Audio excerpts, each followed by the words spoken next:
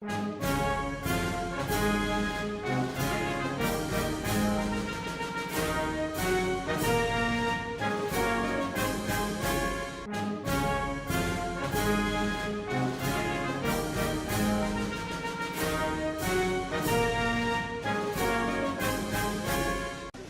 right, as we reconvene, we have a little slight change in the schedule as we're trying to get our equipment together. Our overhead projector is among the missing. So as you look on your schedule and you see Hoppy Heidelberg as our next speaker, he will not be wearing drag or wig or anything else.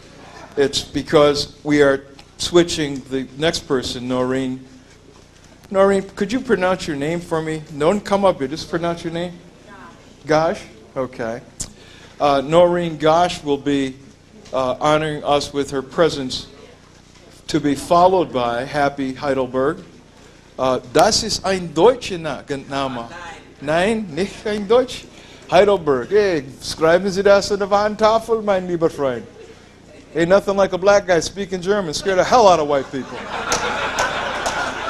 Guten Tag, Klaas. Wie geht es Ihnen?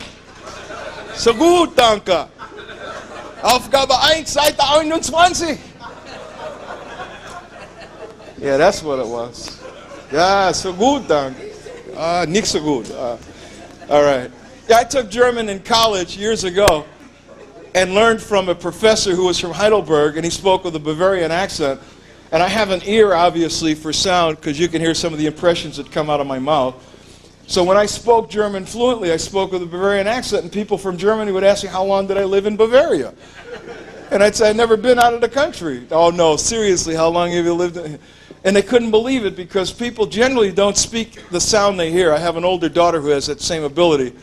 I have an older daughter who is obviously black also. And she speaks and can do stand-up comedy with the East. She has little bits that she does with Eastern European kind of accent. Man, that just takes them out. They say, can you believe her? And then she switches to Puerto Rican, and they think she's Puerto Rican. She can do Puerto Rican better than Puerto Rican. The Puerto Ricans think she's Puerto Rican. And then she says, no, I'm American black. And they say, no, you're from Dominican. They don't want to believe it. So, ich spreche auf Deutsch, Kleindeutsch. So gut. All right. Spotlight makes Schwarze. What do you mean Schwarze? Spotlight gets me excited. A lot of people panic when they get in front of on the podium, in front of the crowd and all. And me, turn the light on. Hi, it's Richard Body. It just starts to go. All right. We got a little movement here. Going to get rid of the movement so people can get serious and concentrate here. All right. Our next presenter is Noreen Gosch from Des Moines, Iowa. I just met her a short time ago. And I was quite moved to hear her story before we get underway. Her story is a pretty tragic. We think about the problem many of us have with taxes and liens and all as a result of government intervention into our lives. But what if that same government took your child? That's a lot greater tragedy than that which many of us are experiencing today. So I would like to introduce for you Noreen Gosch. Come on up and please give her a hand.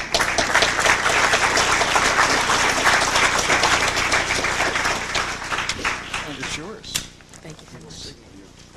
Okay. Good morning. First of all, I would like to say thank you for being allowed to tell my story today. It's a very tragic situation. I was living probably the normal American life, raising my children, going to basketball games, doing the things that most of us do with our kids. And one day, my son Johnny, the youngest, he came to me and he said, Mom, he said, I want to get a paper route because there's this dirt bike that I want to buy. And I've got it all figured out. I can do this. And it's the safest route in West Des Moines. It was the block that was just adjacent to where we lived. 26 houses, and he felt he could be doing this and earning money in order to buy this. It's a dirt bike right here. That's why it's on the back of my book. The first morning of the paper route, I agreed to let him have it. I took this picture of Johnny because I was one of those mothers that took a picture of the first time you do everything. And he's not smiling because he did not want his picture taken.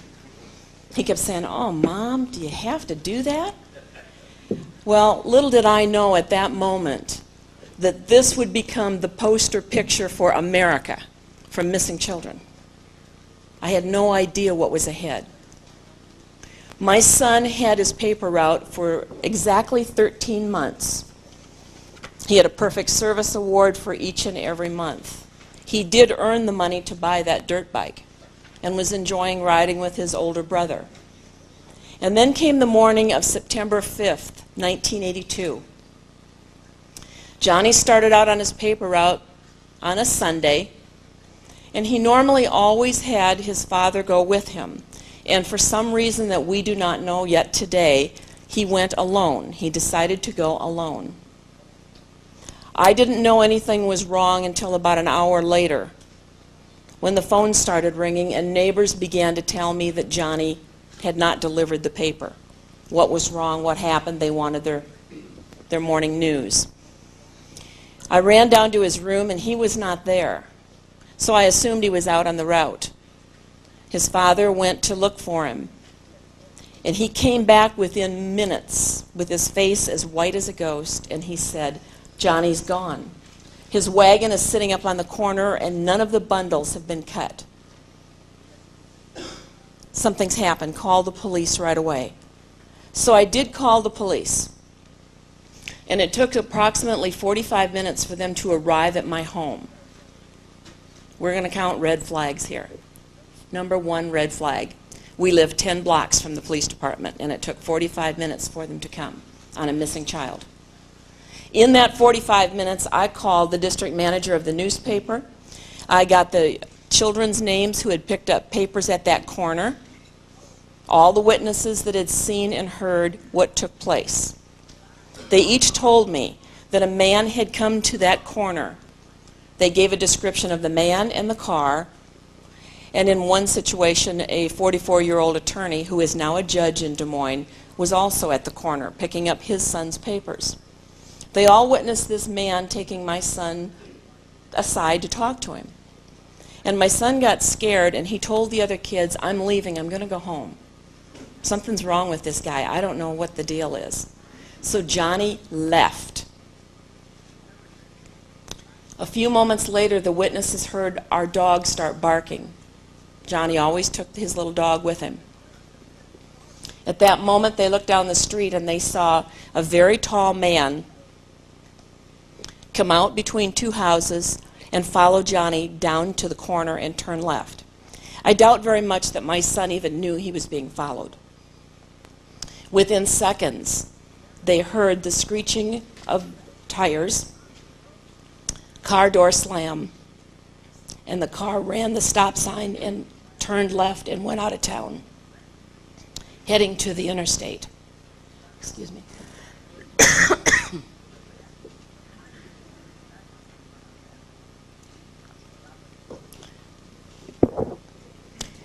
What started to happen next is a nightmare that no one would ever want to be a part of, that you would not want to live through. After the police arrived, finally, I gave them all the information. I filled out the missing persons report, and I told the young officer about the witnesses and what they saw. The officer looked at me and he said, "Well, has your son ever run away before?" And I said, "Didn't you hear me? What didn't you understand?" He left. We didn't see another police officer until about 2 o'clock in the afternoon. Excuse me. We were on our own. I began to organize searches. I called everybody I knew in Des Moines to begin to gather, go to the rivers, go to anywhere that would be a desolate area that you might consider a crime scene where they might find Johnny's body. Each search team came back with no news. The phone was ringing every 10 minutes. It went crazy because the media got involved.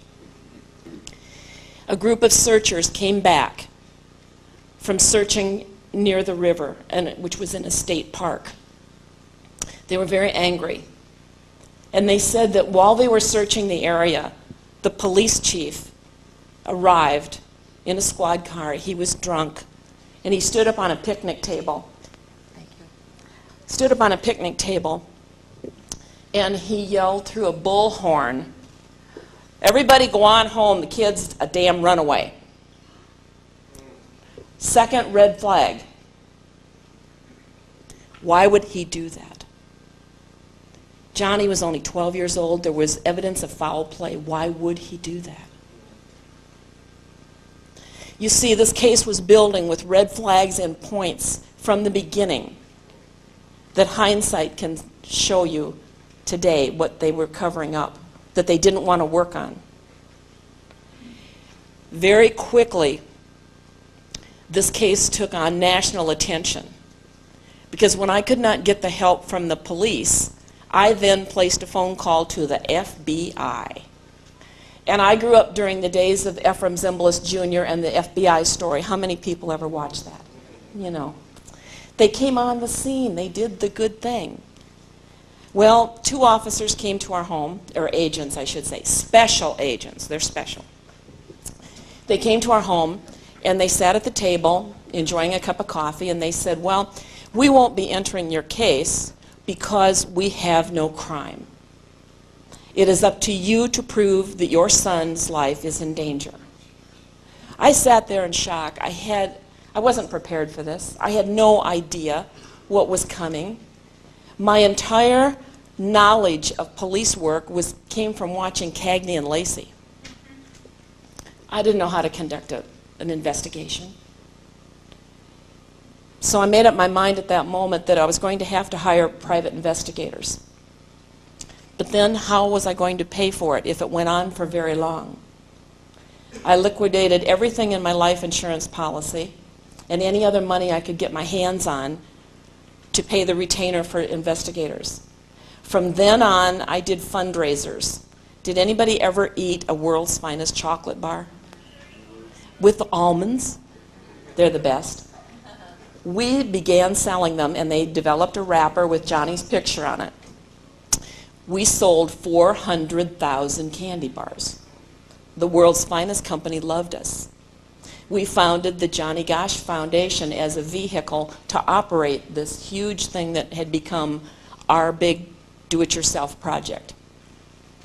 Very quickly, after I founded the Johnny Gosch Foundation and they realized there were some dollar signs hanging around that were going to private investigators, guess who knocked on my door? The IRS. They wanted me to prove to them that I was doing something for other kids in the world. Because up to Johnny's case, every foundation for a missing child had been founded after the child's death, posthumously.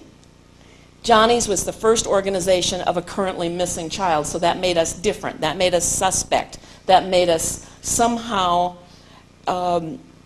questionable in their eyes. So they demanded that I begin to do some kind of a program for other children. And I, under the tutelage of some people that were very knowledgeable in pedophile activity, and prior to this, I had never heard the word pedophile. Didn't know what it meant. I knew that children had been molested in our country, but I did not know the word pedophile. I don't think very many people did. It wasn't publicized. It wasn't on our news like it is today. What the IRS demanded of me was an awareness program, which I developed. It was called In Defense of Children, and it began the start of 700 programs that I did nationwide. Schools, churches, all types of civic organizations, and believe it or not, I was called in to give the profile of a pedophile to police departments in other states, never Iowa. They didn't like me there. They didn't care for me. Because they did not like it that a mom was going forward doing what they chose not to do and getting publicity. This publicity, the campaign sales, caught the interest of the national media. And I was invited onto over 50 network TV shows, many of them repeats. An HBO movie was made about Johnny's life and Johnny's story. Countless newspaper, magazine articles, radio programs. Other boys were being taken throughout the country, all about the same age, fitting a similar description. So there appeared to be a pattern. This is one of the reasons the media jumped on it. This was information that was being supplied by our private investigator as well. In 1983, I was invited to testify before the Justice Department to get up and tell what went wrong in my son's case and name names, which I did, along with John Walsh and a number of other parents. When I spoke, I made the statement, and this was my last statement of my talk. I said, if the FBI is not going to investigate the crimes against children, missing children, abused and murdered children, then cut their funding. And I walked away from the microphone.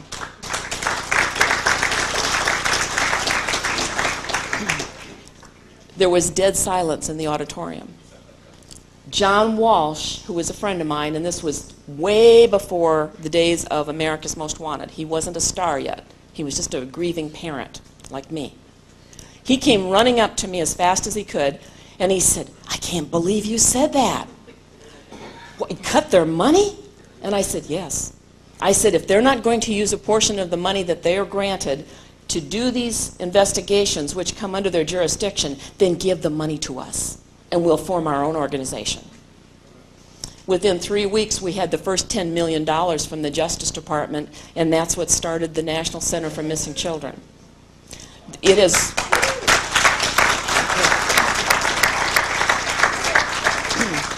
We now have internet investigators that go online. They pose as 13-year-old children. They lure pedophiles into a situation, get their name, the address. Sometimes these pedophiles will send plane tickets for these kids to fly to be abused. Once this information is gathered, it is given to the National Center for Missing Children, and the police go out and they arrest the guys. So there's been a great deal of progress since Johnny was kidnapped. But it took a long time to get there. The following year, in 1984, I was invited to testify before Senate hearings in Washington, organized crime hearings. Ken Lanning of the FBI also presented that day. He had a table, much like the ones we have our literature on today. And on this table were publications on how to molest a toddler and leave no markings, how to lure children into a car, all sorts of sexual toys and paraphernalia that would be used in the torture of children. And one book that really shocked me was a catalog. Pictures of children that had not yet been abducted. These kids had been photographed in their play yards, in their school yards, on their way to and from schools, and put in a book.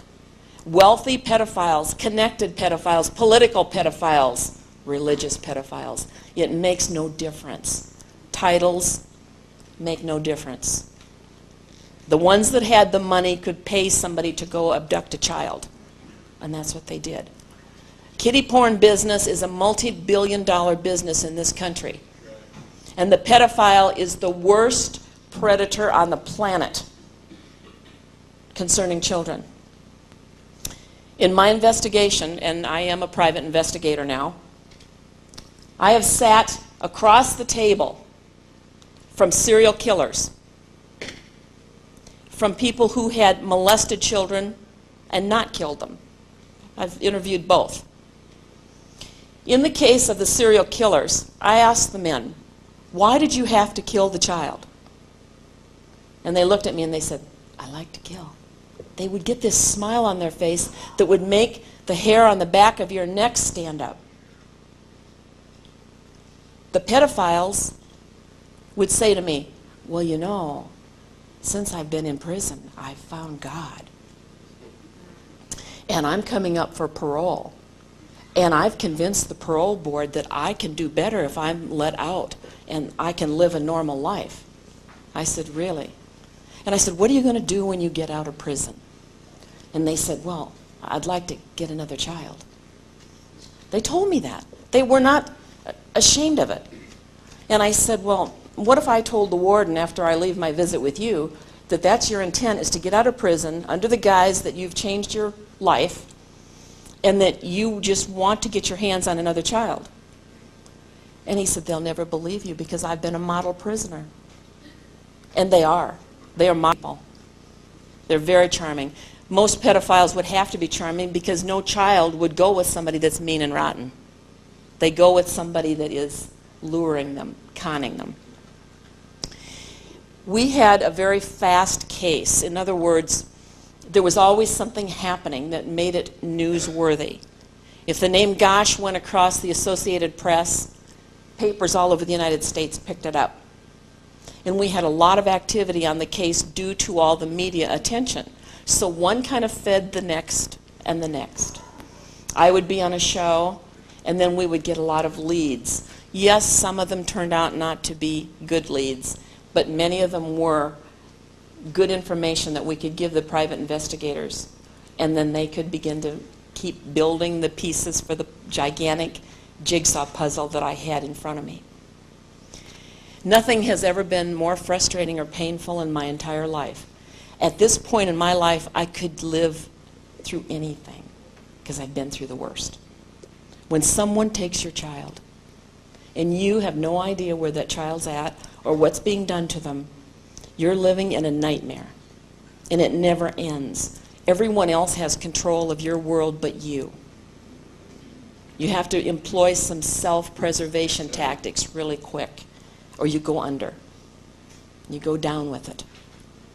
In my work, I also wrote legislation for the state of Iowa, which later became passed in 7 other states, and I also worked on federal legislation that would be meaningful for children. It's not perfect yet because we still have the crimes, but it's a lot better than it was in 1982.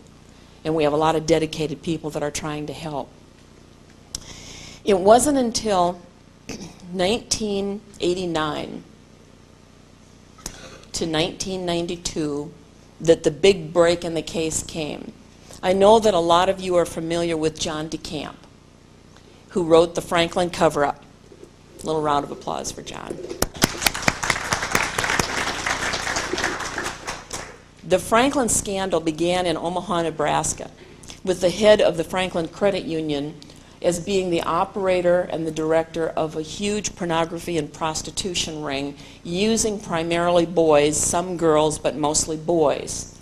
And he was supplying children for elite, elaborate parties all the way to Washington, D.C., for dignitaries, politicians, rich businessmen.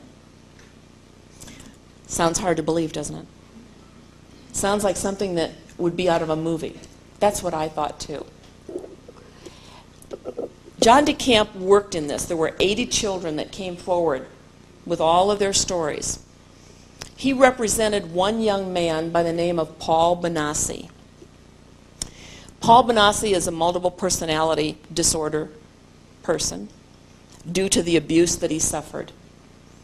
During one of their consultations, Paul Benassi came forward with a statement that rocked John DeCamp. He said, I was there. I was there in Des Moines when they took that paper boy. They made me help.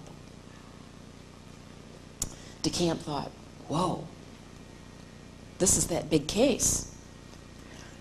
So then DeCamp got him to talk a little more about where they took him, how long Johnny was kept, And as it turned out, Paul Benassi was the very first person to molest my son on camera. John DeCamp contacted us at our home. I was not home, I was working, and so my husband at that time went to John DeCamp's office and to the prison to meet with Paul Benassi because he had been incarcerated for telling the truth. They charged him with perjury for naming the people in Omaha, Nebraska that had molested him. And he was in prison along with a couple of the other kids for a few years. During the time that Paul was relating his whole story, he gave details about Johnny's case that he could have only known if he had been there. Due to the fact that we did our own private investigation, there were files and records and information that was not given to the police, was not made public. They weren't going to help me, so I kept my own investigation going, waiting for the day when someone would come forward with information and know the details that I had learned. Paul Benassi was that young man. We were thrilled. We thought, finally, we're going to get some help. Much to my shock, the police said, well, he's a nutball. You can't believe a word he says. Because he had MPD. The attorney, John DeCamp, hired and brought in investigators, psychologists, psychiatrists, lie detector tests for Paul Benassi. He passed them all. Every single one of the psychologists said that he was telling the truth concerning my son's case and all of the abuse that he suffered. But it did no good. We still went for 10 long years. I was continuing my investigation, and yet nothing was happening. Paul Benassi was sitting there being not believed. Then in 1994, there had been Yorkshire Television from Yorkshire, England. They came to Des Moines, they came to Nebraska. They filmed for about a year in the United States, putting together what's called the Conspiracy of Silence. This is the trail of the usage of young boys from the Midwest, from Boys Town in Omaha, Nebraska, all the way to the White House. May 4th of 1994, it was to be aired on the Discovery Channel. And then without warning, the TV station was notified to take it off for that night's airing. It was not to be shown in the United States. And that all copies were ordered to be destroyed. This was the order given to Yorkshire TV. A bootleg copy was smuggled out of Yorkshire TV to John DeCamp. John DeCamp contacted me and said, here, take one. Have it reproduced, distribute it everywhere.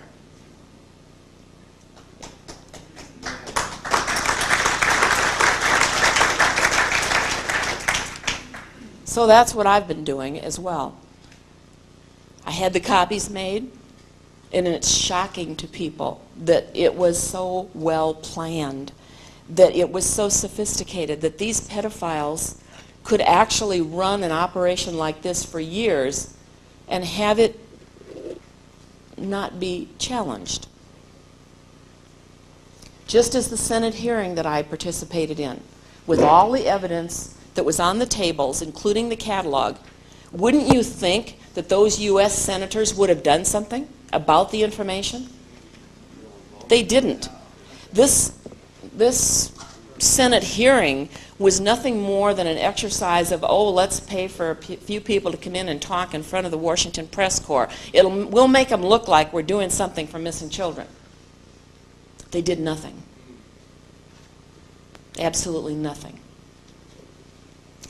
One of the things that Paul Benassi was also sharing with us, and this was about the time that 2020 got involved again. They had shown stories about Johnny throughout the years, but they decided they wanted to do a one last time, 1 hour special, The Final Curtain, what happened to Johnny Gosch.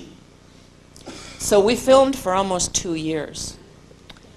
And while we were involved with Paul Bonacci, and we're talking with him and they're interviewing him, Paul comes out with a reaction to a question by the producer. She said, how did they control the boys? You know, they've had these kids kidnapped. Some of them are getting older. What do they use them for and why? Paul Bonacci said, some of them are turned into perpetrators when they get older. Some of them are murdered if they give trouble. And some they just get away. And they have to live a life as a fugitive because we're all forced to commit a felony as soon as we are taken.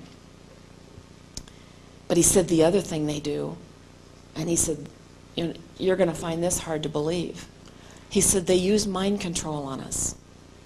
They use a program called Monarch, MK Ultra, in which the kids are actually transformed into robots, little miniature Manchurian candidates, drug couriers, you name it.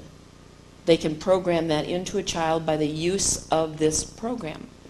Now, if anybody knows their history on MK Ultra, it came into being at a time that our country was fighting the Cold War. And it was thought to be useful, it was thought to be a good thing at that time to protect the United States. However, a group of what I call rogues, or people that had ulterior motives and different agendas, who also happened to be pedophiles, decided this MK Ultra program would work so easily on children because they make fabulous subjects. And who would suspect a child as being a drug courier? Who would suspect a child as one that would compromise a politician sexually on film, photographed by the photographers hired for this purpose? So this plan went into effect. And do you know what paid for it? Your tax dollars. That's what paid for MK Ultra. Our tax dollars paid for the very program that they turned around and used on children. That's why on my book it says pornography, prostitution, mind control, and espionage. People have questioned me on that. Espionage? What do you mean? The children were used in this manner. Well, at the point that we learned all of this from Paul Bonacci, I was in shock. I couldn't believe it. I can remember sitting there as the 2020 people explained all this to me with tears rolling down my face saying, no, now wait a minute. This can't happen. This is America. We have rights. We still have rights. They can't just take my child and do this. And they said, I'm sorry. This is what happened. And Johnny is one of the victims. They went on to dig out government records supporting all of this information, and I've given confirmation of all of that in my book. What I thought was the unthinkable was the reality. That's what my son was used for, and countless other children. Don't be fooled by the news reports that the FBI gives you on the news that says the crime rate is going down. We have fewer missing children's cases than ever before. It's not true. We have more than ever before. After 10 years, after 10 long years of investigation, Paul Bonacci was allowed to file a civil rights action against his perpetrator, this Mr. Larry King, who is the founder of the Franklin Credit Union, not the Larry King on television. During this court hearing, this civil rights action, Paul Bonacci was asked by the judge to give an accounting of his own abuse and the kidnapping of Johnny Gosch. Paul Bonacci gave word for word what happened, the same information he gave me 10 years before. Paul never changes his stories. If he doesn't have an answer to something, he will say, I'm sorry, I don't know that. But the point is, he tells the truth. He never changes anything. He informed the judge that the kids were taken for the purpose of the mind control and the usage of all the things that I mentioned a few minutes ago. So the judge said, well, why did they want a kid like Johnny Gosch? Why would they take the risk to kidnap a kid from a normal home, 2 parents, a dog, the paper route, the whole bit, when there's lots of runaway kids on the street that they could have access to? And the response from Paul Bonacci was this. They had already experimented on kids that had street sense, the runaways, the throwaways, the kids that are available to them. They wanted to experiment and use this MK Ultra Monarch program on kids that came from normal homes to see if they would be as accessible and as easy to program, if they were more naive, and could it be done easier. That was that big surge of boy kidnappings through the 80s that took place. That's when most of the experimentation was occurring. The judge sat there, rapped his gavel a couple of times, and stated that he believed every word that Paul Bonacci was now giving in federal court. Now, this is the very same judge that had 10 years before said Paul Bonacci was a nut. Somehow, miraculously, for some reason, 10 years later, he ruled in favor of him. And then the judge did one thing more. He granted Paul Bonacci $1 million in damages against his perpetrator, Larry King, who just got out of prison last week. Now, whether Larry King will pay the $1 million or not, I don't know. But what that did was set a precedent for all sexual abuse victims from now till the end of time, that they could actually go to a court and file a civil rights action against a perpetrator and win. So it's down in the books as a win. He may not see the money. But what this did was change the status of my son's case too. Because in court the judge said that he believed every word that he had said about Johnny's kidnapping. The how, the why, and the who. We were very excited. So we took this information back to the authorities in Des Moines, who up till now had not investigated the whole Bonacci aspect of the case because they said he was not credible. Well, now he was credible. The county attorney and the local police looked at me and they said, well, I'm sorry, we don't accept the federal court ruling. After all that work, 10 years of our lives, all the court appearances, they simply looked at me and said, we don't accept it. That's where the case stands right now. My son is still alive. He is one of the fugitives. We know that and we can prove that. He doesn't have a decent life. He can't come over for dinner. He can't be part of my life because of this. What has happened to my son is happening to lots of others. I just was fortunate in getting a lot of publicity for my son's case and the ability to get out there and tell the story. And what I've done with the Why Johnny Can't Come Home, my book, is to tell other families through this information, you can do it too. If they tell you to stay home and sit back and shut up and just give up your child, you don't have to. You can dig, you can find the answers. It may not bring you comfort, but at least you'll know what happened. I feel very sad about what's happened to my son and all the others, but at least the information is out there for people to know that this is occurring.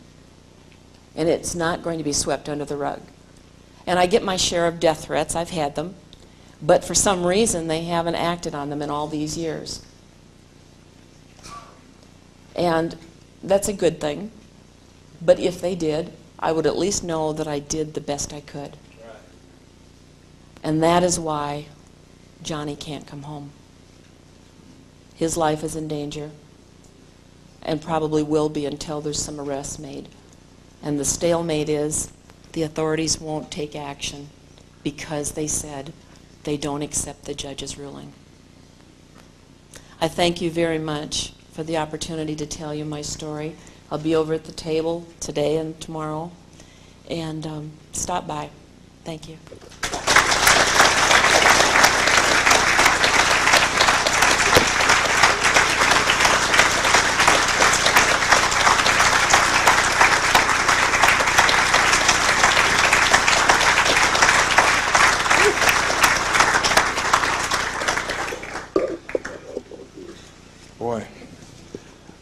We need some little help here with our setting up of the overhead projector, please. And whoops. Hey, I didn't do that. That was the cup. Hey, that sounds like some scripture to me. We are gathered here today. On your program, it says for tomorrow morning, it says on the 7:45 to 8:45 Sunday service by Pastor Wiley Drake, it says optional. I want you to know that is mandatory.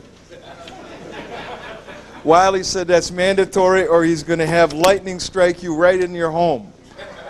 So you better be there, all right? That's just a point of interest. We'll catch up on a few things here. Yeah, that is water. Okay. And Richard, we'll share with them the latest police incident of last night. We had police in our church last night. Again. We also had a standoff back on the 20th, some of them know about. So tomorrow morning, we'll not only worship together, but we'll share together Some of the what the local Gestapo is doing. Okay, very well. For those of you who didn't hear that, that might be a good idea for you to come, even if you might be an agnostic, just to be able to hear the kind of thing that is indeed happening right here as we speak, still to this day, by those calling themselves police and protectors of our citizenry. But they are not. They are protectors of the establishment. I just got a neat little thing here. On the 10th of April is an election where a whole bunch of politicians in LA are running around scurrying to be elected for ridiculous things, and people are still buying into that. And no libertarian is running for mayor. I mean, for Congress in the 32nd. I guess I'm happy about that. But there is a bond issue, a 40-year bond issue. Are you ready for this? This is for the district. It is a bond issue. Check the figure on this. $1.245 billion bond issue for the LA Community College District.